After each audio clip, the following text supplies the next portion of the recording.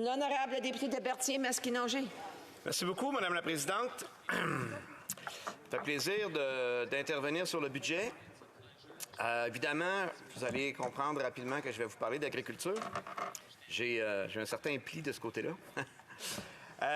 Écoutez, il y a beaucoup de déceptions parce qu'il n'y a pas grand-chose dans le budget pour le monde agricole.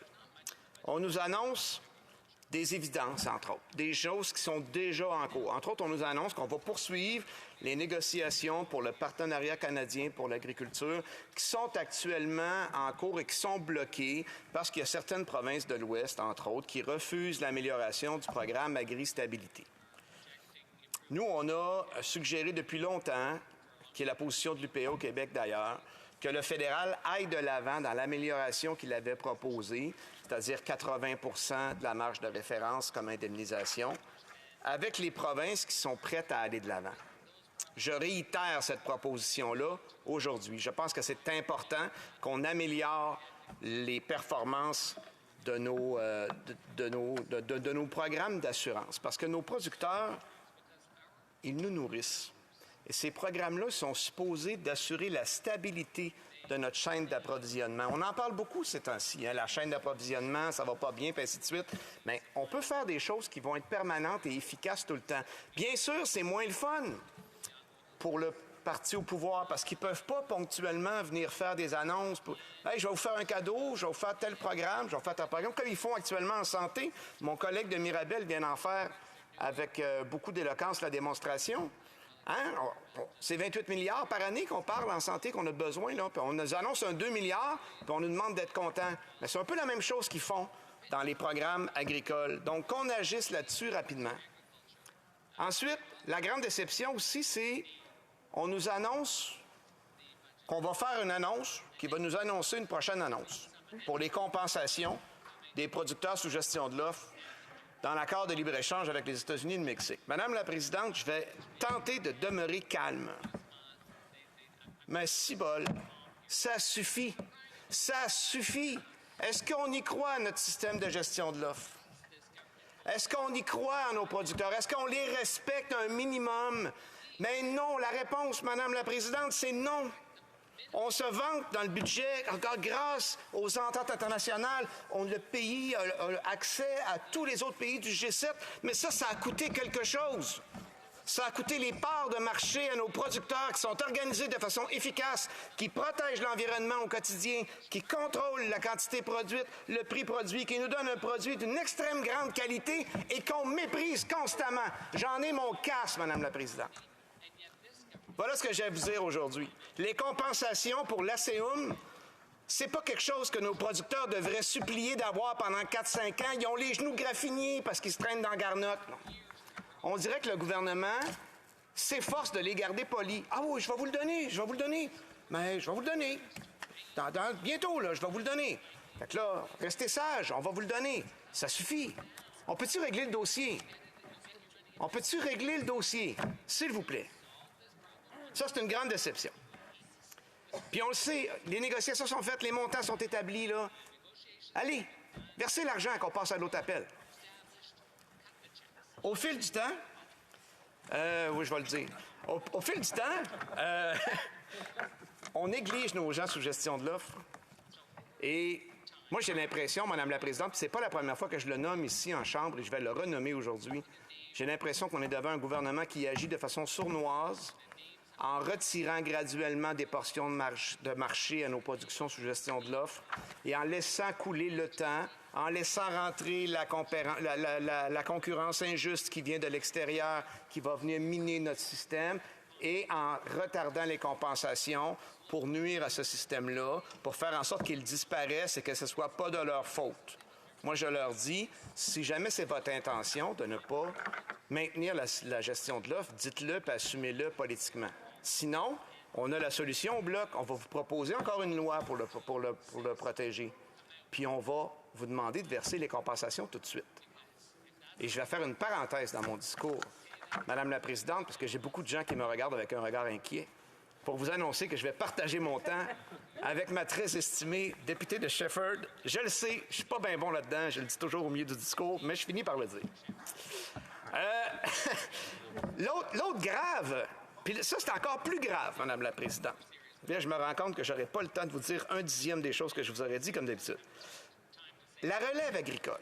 Écoutez, dans la dernière législature, mon très estimé collègue, il n'est pas ici, bon, je ne peux pas le dire, mais mon très estimé collègue de Brandon Souris a proposé un projet de loi dans la dernière législature qu'il m'a demandé de co-parrainer. C'est avec plaisir que je l'ai fait. Et on a travaillé en collégialité avec les gens du NPD à l'époque, d'ailleurs. Et on a réussi à faire voter le fait que pour faire une transition d'entreprise familiale, à partir de maintenant, c'était pas plus payant de vendre à un étranger qu'à ton propre enfant. La situation, au moment où on se parle, c'est encore ça, Madame la Présidente. C'est un non-sens total pour un gouvernement qui prétend accorder une importance à la relève entrepreneuriale, qui prétend accorder une importance à l'agriculture, à nourrir notre monde. C'est choquant, révoltant. Les prochains mots sont non parlementaires, Madame la Présidente. Ça suffit. Et ce qui est choquant le plus là-dedans, c'est que cette loi-là, elle a été adoptée. Et s'il y avait des modifications et des doutes à émettre par le gouvernement, d'ailleurs, ils l'ont fait en comité dans la dernière législature. Et ils l'ont fait en Chambre. Et il y a eu un débat au Sénat. La question, elle est réglée. Quand une loi est adoptée au Sénat, elle doit entrer en vigueur. Mais moi, j'ai eu la grande surprise l'an dernier de m'apercevoir qu'un ministre de la Finance, ministre des Finances, pouvait faire un point de presse le lendemain et dire « Savez-vous, on va attendre 6 mois avant de la mettre en vigueur parce qu'elle n'est pas à notre goût. » C'est quoi ça? Démocratie. Un Parlement a voté de façon majoritaire parce que ce Parlement-là était regroupé majoritairement d'élus qui respectent leurs producteurs agricoles et qui veulent en assurer leur avenir. Est-ce qu'on peut passer à l'action, s'il vous plaît? Au lieu de ça, évidemment, on a fait pression. Les gens du gouvernement ont reculé. On dit OK, on va l'appliquer. Mais très peu de temps après, ils ont annoncé qu'elle allait faire des modifications. Il y a encore dans le budget. Et c'est pour ça que je vous en parle dans le cadre du budget. Il n'y a pas de chiffres, il n'y a pas de rien, mais c'est écrit. On va la changer parce que, écoutez bien ça vaut la peine que je vous lise ça.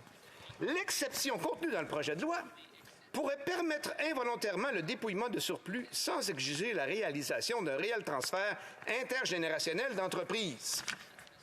En français, je vous lis ma version. Nous allons retarder l'application parce que nous soupçonnons nos petits producteurs agricoles d'être toute une gang de fraudeurs. C'est ça que ça dit. En parallèle avec ça, on ne fout rien sur les paradis fiscaux. Depuis combien d'années, Madame la Présidente? Depuis combien de l'année?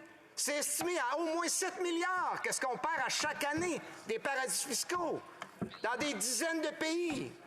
En parfaite légalité, tout le monde le sait. Tout le monde, moi, c'est une ironie complète. Je comprends pas que ça révolte pas plus les gens que ça. Puis là, quand on veut qu'un fermier puisse vendre sa ferme à sa fille ou à son fils, on lui dit « Écoute, champion, t'es peut-être un fraudeur, on va retarder ça, puis on va vous serrer la vis pour pas qu'il y ait d'échappatoire. » Et pendant ce temps-là, c'est quoi l'impact? Le discours officiel du gouvernement, c'est « La loi est en vigueur, les transactions peuvent se faire, mais sur le terrain, Madame la Présidente. Sur le terrain, le témoignage que moi je reçois, là, c'est que les conseillers financiers, les comptables, les notaires, ils disent tout à nos producteurs, écoutez, qu'est-ce qu'ils vont faire avec la loi? On ne le sait pas. Vous prenez un très grand risque si vous faites votre transition maintenant. On vous suggère de retarder la transition. Ça va finir par provoquer des ventes à des étrangers encore. Puis des ventes à des étrangers encore, là, c'est le même impact que si on tue la gestion de l'offre, Madame la Présidente. C'est l'occupation du territoire. C'est qu'on vend la terre au voisin à la place de la vendre à son fils, puis dans un rang où il y avait 20 fermes, il va en rester 2. Puis après ça, les citoyens vont venir se plaindre que l'école du village est vide. Bien sûr! Ça fait partie d'un tout, ça. Ça fait rouler notre économie quand on a une production stable. Il y a vraiment pas assez de temps dans cette chambre d'assemblée-là, Madame la Présidente.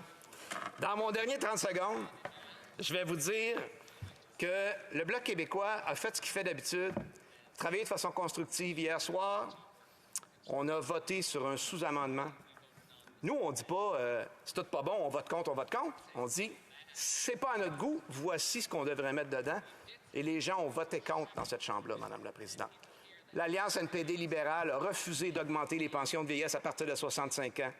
Fait que moi, je veux qu'on s'en souvienne quand on va entendre leur bon discours qui travaille pour tout le monde.